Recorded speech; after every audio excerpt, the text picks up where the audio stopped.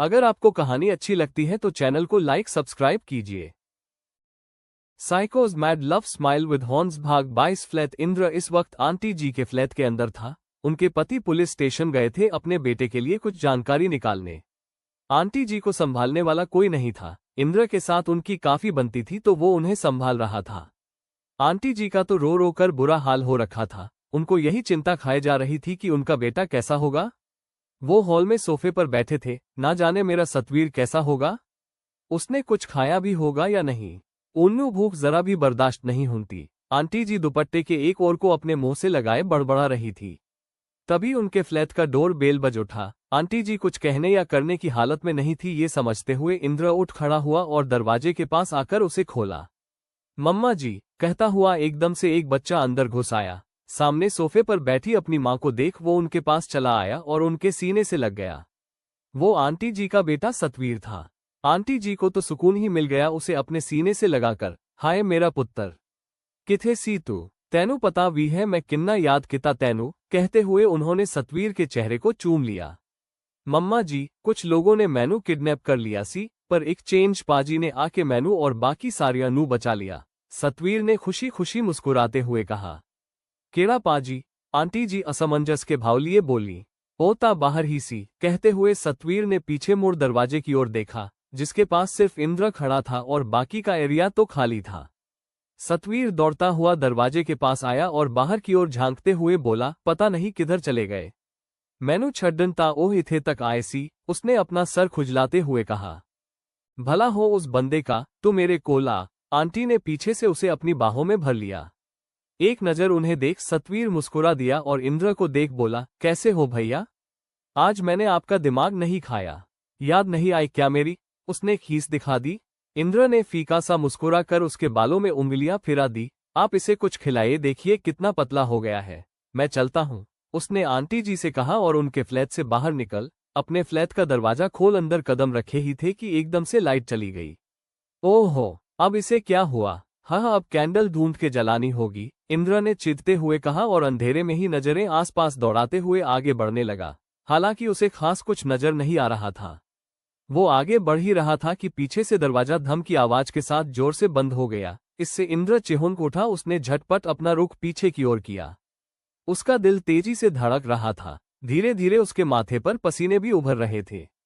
Flat में चारों ओर अंधेरा ही अंधेरा था, जिसके बीच इंद्र को ऐसा प्रतीत हो रहा था कि कोई उसकी ओर बढ़ रहा है। वो डर गया और अपने कदम पीछे लेने लगा। कौन है? उसने अपनी हकलाती हुई जुबान के साथ कहा। उसके सवाल का कोई जवाब नहीं मिला। इंद्र का दिल दहला जा रहा था। पीछे जाते हुए उसका पैर किसी चीज से टकराया और वो लड़खड़ा कर पीछे गिरने को हुआ, लेकिन उससे पहले ही किसी ने सामने से उसका हाथ थाम कर अपनी ओर खींच लिया। इंद्र का सर किसी सख्त चीज से जा टकराया, जिसके साथ उसकी आंखों की पुतलियां हैरानी और डर के मारे बड़ी बड़ी हो गई। उसे अपने कमर पर किसी की मजबूत पकड़ महसूस हो रही थी, जिसने उसके डर को हवा दे दी थी। उसके हाथ भी उसी सख्त चीज पर थे जो किसी का सीना था। एक भीनी भीनी सी खुशबू उसे अपने करीब महसूस हो रही थी, जिसे स्मेल करते हुए इंद्र ने सर उठा ऊपर की ओर देखा, पर अफसोस अंधेरे के कारण उसे अपने पास की चीज भी नजर नहीं आ रही थी।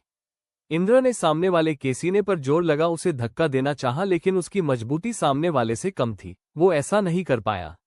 लेकिन उसकी ऐसी हरकत के साथ सामने वाले की पकड़ उस पर और कस गई थी। इंद्र को इससे तकलीफ हो रही थी। Who the hell you are, leave me, उसने अपने डर को छिपाते हुए जरा गुस्से में कहा, जिसके साथ सामने वाले ने उसे खुद से दूर धकेल दिया और दूसरे ही पल उसे दोबारा अपनी ओर खींच लिया। बस उस बार फर्क इतना सा था कि इंद्र की पीठ सामने वाले के सीने से लगी थी तो उसकी बाहें इंद्र के इर्द गिर्द कसी थी। इन सब के चलते इंद्र की धड़कनें बढ़ गई थी। ऐसा चीज उसके साथ पहले भी हो चुका था, जिससे वो हैरान था। वो कुछ बोलता उससे पहले ही उसे एहसास कि किसी ने उसके कंधे पर कोई नुकीली चीज रख दी हो जो सामने वाली की ठुड्डी थी। तुमने सोचा भी कैसे मैं तुम्हें इतनी आसानी से छोड़ दूंगा? कोई बड़ी मदहोशी भरी आवाज में उसके कान के पास फुसफुसाया। इंद्र का दिल अब लगभग बाहर आने को हो गया था। शायद वो उस आवाज को पहचानता था, लेकिन वो इस बात को मानने के लिए तैयार नहीं था। कौन हो तुम? वो डरते डरते बोला। उसकी बात पूरी हुई ही थी कि उसे अपनी गर्दन पर गर्माहट का एहसास हुआ। किसी ने तोड़ते होंठ उसकी स्किन पर थे। तुम्हारे इस कदर करीब आने का हक सिर्फ एक ही इंसान को है। वो काफी डीप आवाज थी, गर्म सांसें इंद्र के स्किन से टकरा रही थी, जिससे उसके शरीर में एक अलग सी ही सिहरन पैदा हो रही थी। Don't you remember me baby, वही आवाज फिर उसके कानों में पड़ी। डर के मारे इंद्र के पसीने छूट रहे थे, उसे अपना गला सूखता हुआ महसूस हो रहा था, जिसे उसने अपना सलाइवा निगल गीला किया और रुआन सा आवाज में बोला, प्लीज लीव मी। वो लगभग रो दिया था। धीरे धीरे सामने वाले की पकड़ उस पर ढीली हो गई। दूसरे ही पल इंद्र मुंह के बल सामने सोफे पर गिर पड़ा। अगले दिन अंडस्को ग्लेड्स होटल। दीप अपने रूम में बेड पर सर पकड़े बैठी थी।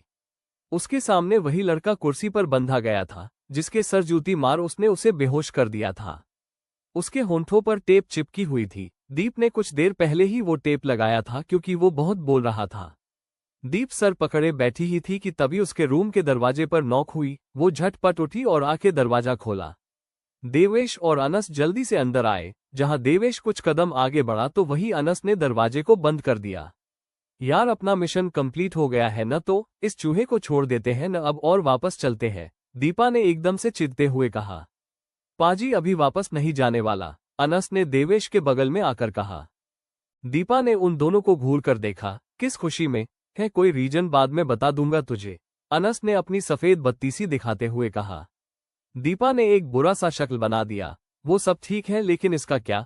उसने उस लड़के की ओर उंगली की तो दोनों उस तरफ मुड़ गए। वो लड़का अपनी मासूम निगाहों के साथ उन तीनों को ही देख रहा था। अनस ने आगे बढ़ उसके मुंह पर से टेप हटानी चाहिए, जिसे टोकते हुए दीपा बोल उठी, ए नहीं रे, ऐसा मत कर, मैं इसकी बकवास और नहीं सुन सकती। अनस ने अजीब निगाहों के साथ उसे देखा और लड़के के मुंह पर से टेप हटा दी।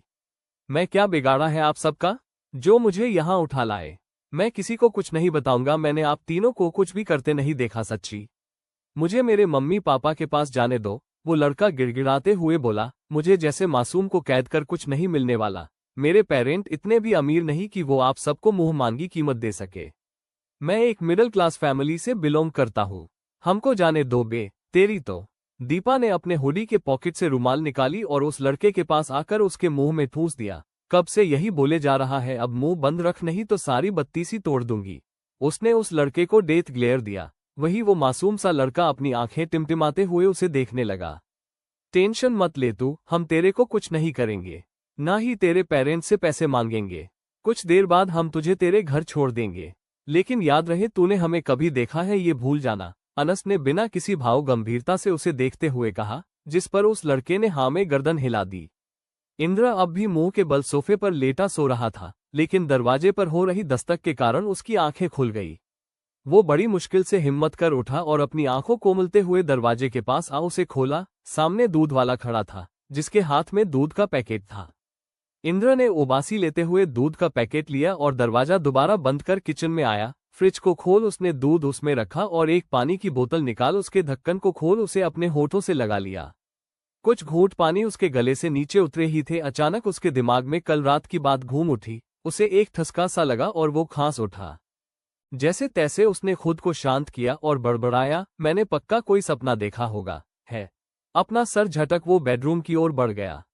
बेडरूम के अंदर अपने गर्दन को सहलाते हुए वो ड्रेसिंग टेबल के पास मिरर के सामने आकर रुका और खुद को उसमें निहारने लगा। एकटक खुद को देखते हुए उसने धीरे धीरे अपने गर्दन पर से हाथ को हटाया और एक राहत की सांस ली। उसने लापरवाही से अपने हाथ झटके और बाथरूम में जा घुसा। आपको क्या लगता है क्या होगा इस कहानी में कमेंट कर जरूर बताना और मेरे चैनल को लाइक सब्सक्राइब कीजिए।